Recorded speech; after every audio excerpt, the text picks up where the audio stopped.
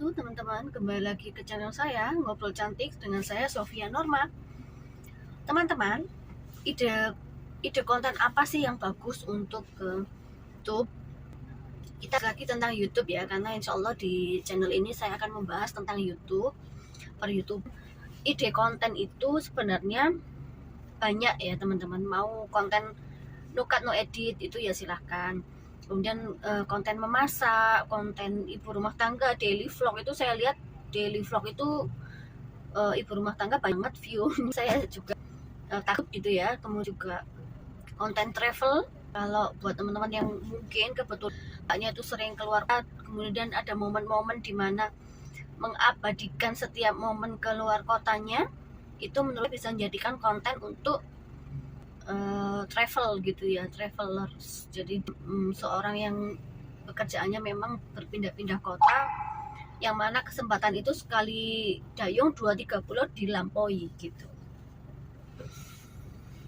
Kemudian ide konten yang berikutnya bisa jadi kegiatan sehari-hari memang kita lakukan setiap hari, dan itu menjadikan suatu kesempatan untuk kita abadikan juga, sekaligus menjadikan sebuah konten, yaitu pekerjaan kita. Apa ada yang kerjaannya adalah pedagang, maka dia mengontenkan pekerjaannya, tapi dengan sembari memberikan edukasi, bisa juga sambil ngobrol, atau bisa juga sambil memberikan pengalamannya gitu selama dia melakukan itu. Juga bisa memberikan sesuatu yang lucu gitu. Pernah juga saya lihat itu konten pedagang sayur, kemudian dia melakukan sesuatu itu yang kreatif menurut saya untuk berjualan, sehingga dia jadikan konten dan itu penontonnya banyak. Itu kan di luar dugaan ya sebenarnya. Kalau orang ngira mungkin ngapain saya abadikan jualan begini. Kalau dia mengambil momen, mengambil kesempatan, maka itu bisa jadi konten.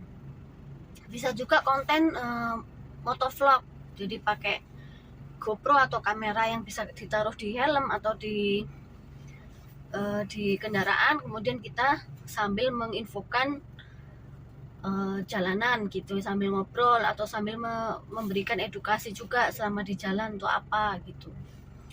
Kemudian juga bisa selain itu kegiatan sehari-hari, pekerjaan, bisa juga hobi. Apakah kita hobi otomotif, hobi kuliner, atau kita hobi shopping, kita juga bisa mengabadikan itu menjadi sebuah konten sekali. Ada juga yang hobinya mancing, ya udah mancing sambil, tapi saran saya saat mancing diberikan juga perkataan-perkataan ataupun ngobrol, sehingga penonton itu bisa ikut seperti mendengarkan obrolan-obrolan kita gitu ya. Tapi ya banyak juga kok konten itu yang nggak ada suaranya juga view-nya bagus. Sebenarnya itu kembali lagi nanti ke rezeki lagi ya. Konten berikutnya itu bisa tentang podcast, ngobrol, bisa juga tentang anak, apa momen-momen anak kita gitu setiap hari.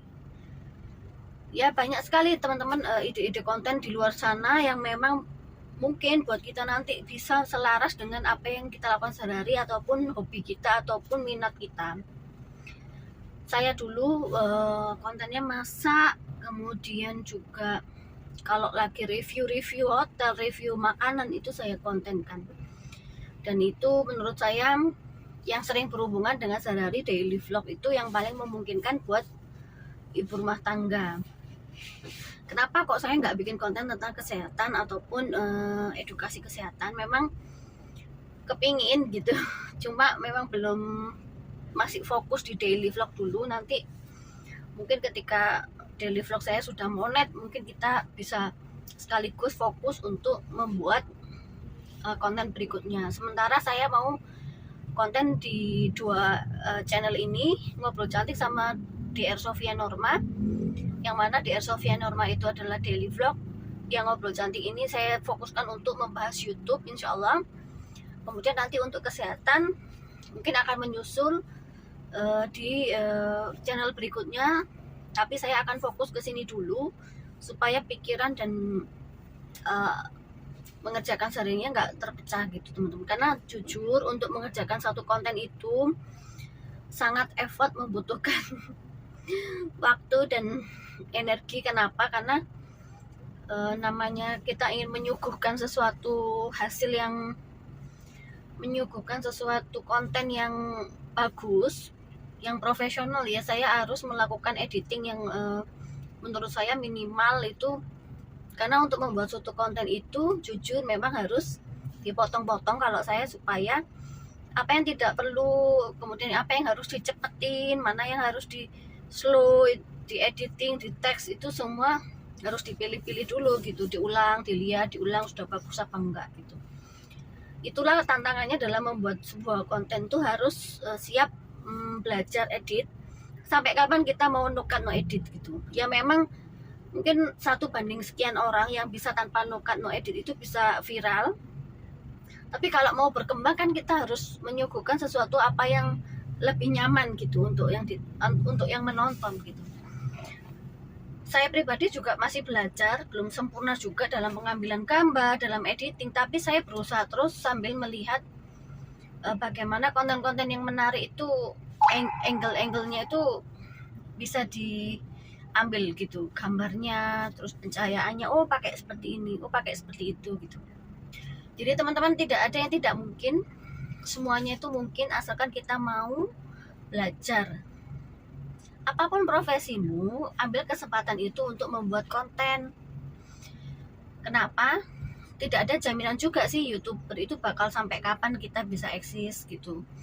Ataupun sebenarnya pandemi itu mengajarkan saya bahwa tidak ada sesuatu yang pasti. Karena pekerjaan apapun saat pandemi berdampak ya. Jadi kita nggak akan tahu ke depan seperti apa. Kita hanya melakukan aja semua pekerjaan ini dengan atas niat membagi manfaat ya teman-teman ya. Ya itu aja. Semoga konten kali ini bisa diambil manfaatnya. Terus teman-teman tetap semangat, jangan pernah menyerah, tetaplah percaya diri meskipun itu harus dilatih dan belajar. Assalamualaikum warahmatullahi wabarakatuh.